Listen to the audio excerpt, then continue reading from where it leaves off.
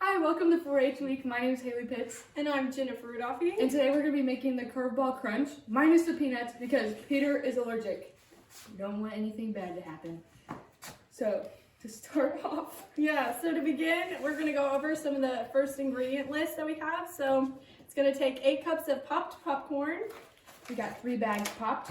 Yep, and then 3 cups of mini pretzels. 1 cup of roasted peanuts, but it's optional. So today we're not going to be using those. And then 2 tablespoons of margarine.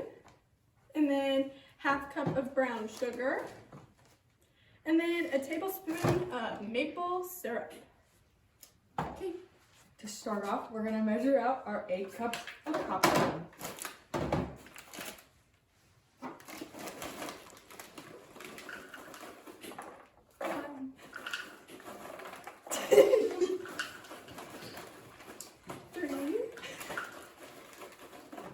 Four, 5, 6, 7, 1, and 8. There you go. I would say that 2 bags would suffice. 3 cups of pretzels. 1, 2, 3. Next, you would add the 1 cup of roasted peanuts, but again, we are not adding that today. And then you are going to mix those up. Yeah, just kind of mix them all together so that one's not on the top. Oh yeah. I'd say that's about good. Yeah.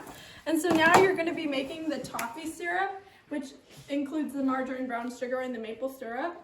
So you're going to start by melting the margarine in the saucepan over low heat, but you can do it on the stove, or like today we're just going to use a microwave safe bowl and do it in the microwave. And so you're going to measure out 2 tablespoons, and very dandy, it has it measured on the side.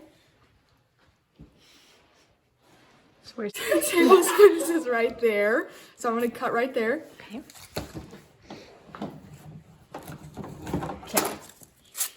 And we're going to plop it in the bowl. And we're going to take it over to the microwave. Okay, so now that your butter has been melted, you're going to start by adding in the brown sugar, which you need just a 1/2 cup of the brown sugar.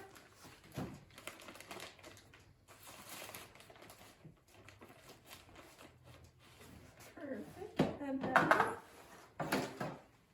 And then you're going to add in the tablespoon of maple syrup. There we go.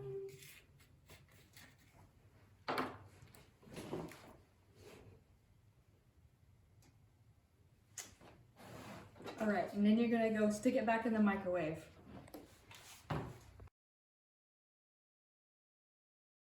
So now we are going to drizzle it on our pretzel popcorn mix.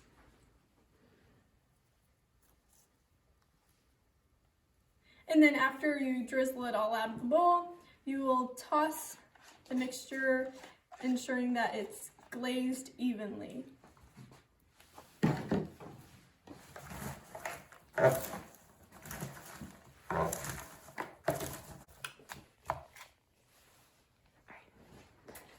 And there you go. Now you have Curveball Crunch.